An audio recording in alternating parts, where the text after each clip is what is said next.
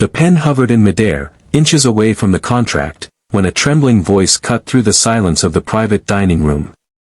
The entire room froze. A billionaire, moments away from signing a deal that would reshape an entire industry, slowly lifted his head as a young waitress stood frozen near the table, her face pale, her hands shaking, her eyes locked on the document in front of him. In that breathless moment, no one knew that everything was about to change. If you believe in kindness, second chances, and the power of ordinary people to do extraordinary things, take a moment right now to like, comment, share, and subscribe to this channel. Stories like this remind us that courage often appears in the most unexpected places. Her name was Rachel Morgan, a 24-year-old waitress working at an upscale restaurant in downtown Chicago. She had started the job 6 months earlier after her mother's medical bills drained what little savings she had. Rachel worked double shifts, walked to work in worn sneakers, and survived on leftover meals she quietly packed away at the end of the night. To most people, she was invisible, just another server moving between tables with a forced smile and tired eyes. But behind that smile lived a sharp mind and a past she rarely spoke about. That evening, the restaurant had been reserved for an exclusive meeting. The guest of honor was Charles Whitman, a tech billionaire known for his ruthless business tactics and billion-dollar acquisitions.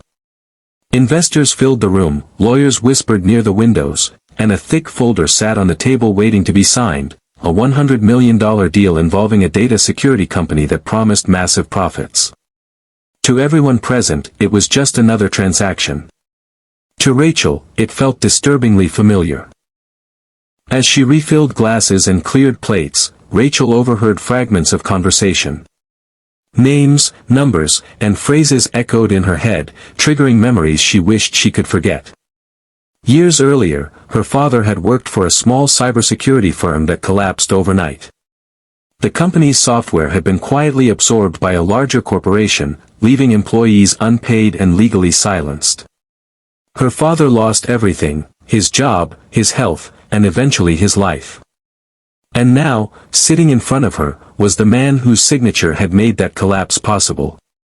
Rachel's heart pounded as she glanced at the documents on the table. The logo on the folder was unmistakable. This was the same company. The same pattern. The same quiet takeover that destroyed lives while executives walked away richer. Her hands shook as she poured water, her mind screaming at her to stay quiet, to do her job, to survive. But something inside her refused to stay silent. As Charles reached for his pen, Rachel felt her chest tighten. Her entire body moved before her fear could stop it. She stepped forward, her voice barely steady, and asked him to wait. The room fell into stunned silence. Every eye turned toward her. Her manager stiffened in horror. The investors looked offended. But Rachel didn't stop.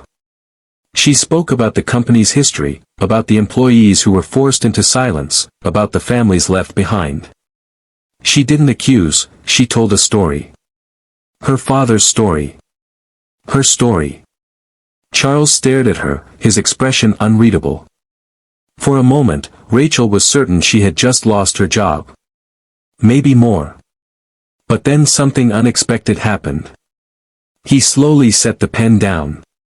He asked for the room to be cleared. Minutes passed like hours. Rachel stood frozen, certain security would escort her out. Instead, Charles asked her to sit.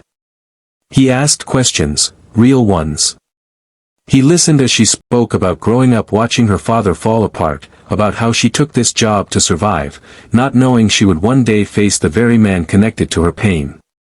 That night, the deal was postponed.